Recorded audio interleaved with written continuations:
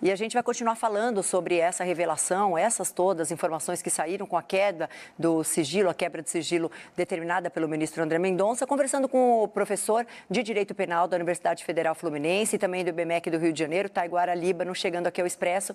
Professor, boa tarde. Boa tarde, Andressa. Boa tarde aos nossos telespectadores. Boa tarde. Bom, professor, tem muito conteúdo aqui para a gente repercutir. Queria começar por essas informações que foram reveladas a partir da quebra de sigilo, essas notas fiscais, esses registros fiscais, essa relação de parceria, como o próprio ministro André Mendonça citou, parceria ilícita entre Ciro Nogueira e Daniel Worcaro. O que esses elementos podem trazer de novo para a polícia e dificultar, que aí a gente vai entrar no próximo passo, a delação. Por isso que a gente vê essas negativas de delação. A Polícia Federal já teve acesso a muito material, o que torna a vida de Daniel Worcaro e seus advogados mais difícil na hora de apresentar fatos novos que justifiquem a aceitação de uma delação. Perfeito, Andressa. O avançar da investigação, nesse caso, ela vai demonstrando cada vez mais a autoria e materialidade dos delitos. No que se refere a relação entre Worcaro e Ciro Nogueira, demonstrando-se especificamente a atuação do parlamentar no Senado Federal para atender interesses específicos de Daniel Worcaro e do Banco Master, sobretudo com a proposição e a tramitação da PEC número 65 de 2023, que pretendia trazer resultados que beneficiariam, por via ilícita, o Banco Master, ampliando significativamente o teto para recursos que poderiam ser cobertos pelo Fundo Garantidor de Crédito, o que traria, objetivamente, para o Banco Master uma ampliação significativa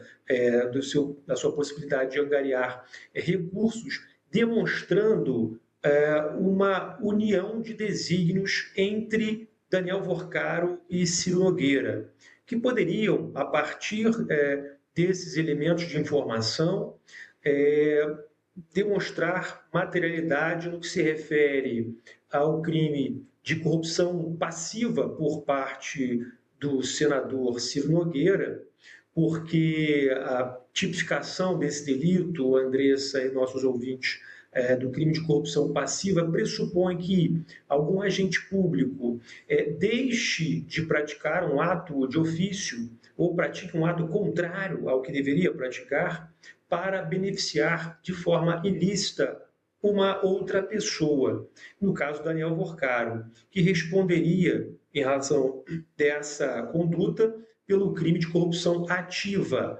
Então, teríamos esses elementos e, para além disso, como se tem caminhado na investigação para comprovar a ilicitude no que se refere à gestão do Banco Master, temos aí também a possibilidade de imputação do crime de lavagem de capitais também ao senador Ciro Nogueira, porque a destinação dos recursos repassados por Daniel Worcaro para o senador poderiam representar a ocultação de patrimônio ilícito.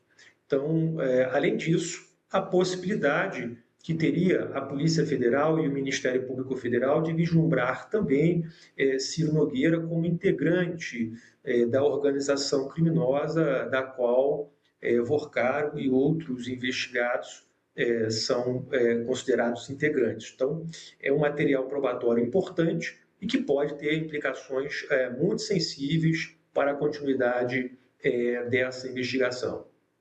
Agora, professor, queria falar um pouquinho sobre a questão da delação premiada de Daniel Worcaro, né? 2 vezes negada pela PGR e também pela Polícia Federal. Como é que a gente enxerga a possibilidade de Daniel Worcaro e dos seus advogados negociarem uma tratativa de uma terceira delação?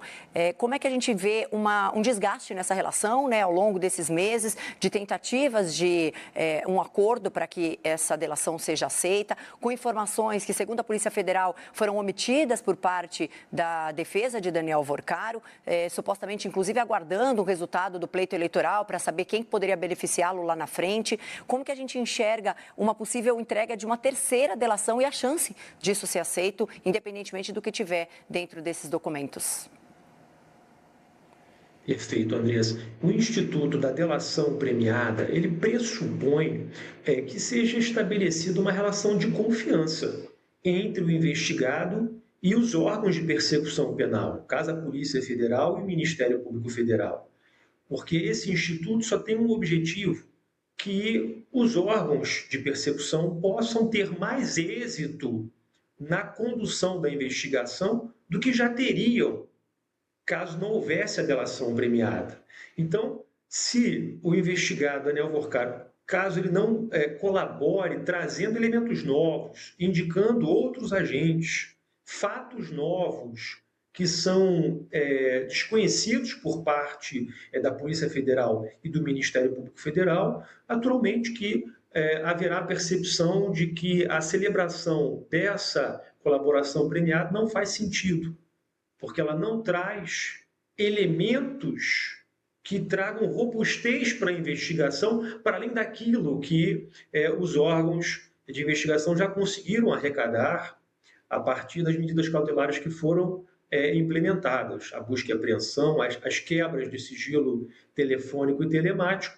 Então, de maneira que cada vez mais que o tempo passa no decorrer dessa investigação, me parece que as chances de Daniel Vorcaro efetivamente celebrar um acordo de colaboração, elas reduzem com o passar do tempo, porque a Polícia Federal vai identificando um acervo probatório que, evidentemente, já estava na esfera de conhecimento de Daniel Vorcaro e não foi trazido espontaneamente, né, na proposta do acordo de colaboração premiada. Agora, há quem diga também, especialistas com quem conversamos, que têm falado com a imprensa, se pronunciado sobre o assunto, sobre uma possível blindagem institucional, uma resistência institucional para evitar que algumas figuras públicas possam ser expostas nessas delações de Daniel Vorcaro. Então, do mesmo jeito que fala-se numa má vontade por parte da defesa, uma má vontade também por parte das instituições em não acatar as informações que estão sendo apresentadas por Daniel Vorcaro e sua equipe de defesa, com receio do que isso poderia representar, especialmente num ano eleitoral, há poucos meses de um pleito para a presidência da República. Eu queria saber o que o senhor acha sobre isso. Eu realmente não sei do teor do que não é explicitado, né, para nós, né, como um todo, né, para os meios de comunicação, mas sem dúvida, né, envolvendo agentes políticos do alto escalão, do legislativo, e são aspectos que têm uma sensibilidade importante, especialmente no ano eleitoral. Então, não há dúvida de que se trata de um tema que enfrenta obstáculos importantes, né? Não se sabe em que medida, né, a Polícia Federal, o Ministério Público Federal tem a preocupação com esse calendário eleitoral. Não me parece que seja esse fato que impede o avançar desse acordo de colaboração, há uma tentativa efetiva desse acordo acontecer, né? Não há um adiamento, né?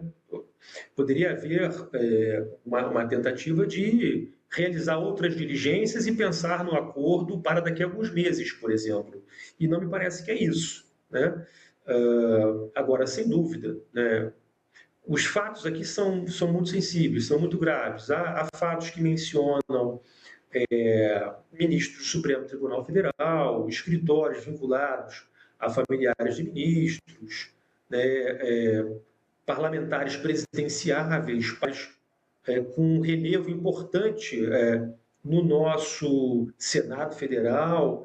Enfim, não há sombra de dúvida que se trata de algo extremamente sensível. Por outro lado, também a celebração de acordos de colaboração premiada não é novidade para a Polícia Federal e para o Ministério Público Federal. Então, não me parece que isso vai impedir o avanço da tentativa eficaz de celebrar o acordo, em que pese, de fato, haver aí uma sensibilidade significativa em razão dos próprios agentes que já estão aqui mencionados no conjunto dessa investigação.